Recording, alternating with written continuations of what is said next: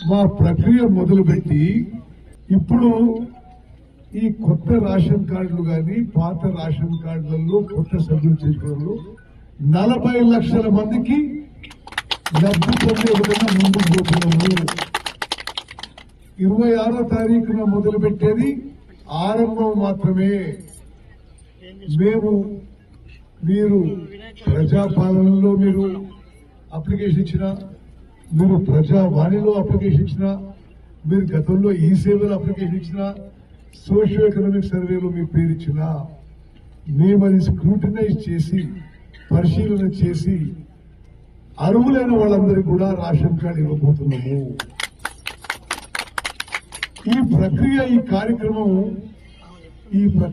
కార్యక్రమం తెలంగాణ రాష్ట్రంలో అర్హత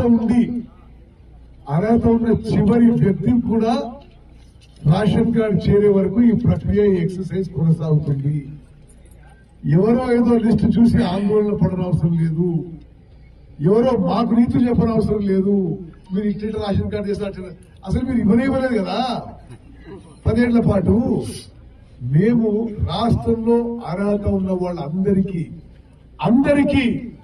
ఇవ్వబోతుందని చెప్పి మనం చేస్తున్నాము. మేము సోషియో ఎకనామిక్ సర్వే ప్రకారం ఇస్తాం.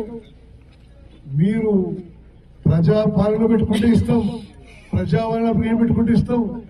మీరు ఈ సేవలో పెట్టుకుంటే ఎందులో లేకున్నా మీరు ఇప్పుడు రాబోయే గ్రామ సభలో మీ అప్లికేషన్ పెట్టుకుంటే మీకు కూడా కన్సల్ట్ చేస్తాం.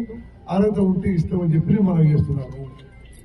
రాష్ట్రంలో అదనంగా కార్డులు ఇస్తాం, ఉన్న కార్డులకి సభ్యులు చేస్తాం. మరి ఒక్క కార్డు కూడా తీసేసేది లేదు అని చెప్పి కూడా నేను చాలా స్పష్టమైన ప్రకటిస్తున్నా. ప్రపంచంలో ఏ మూల ఏ క్షణం ఏం జరుగుతుందో వేగంగా తెలుసుకోవడానికి తొలి వెలుగు వాట్సాప్ ఛానల్ ని ఫాలో చేయండి.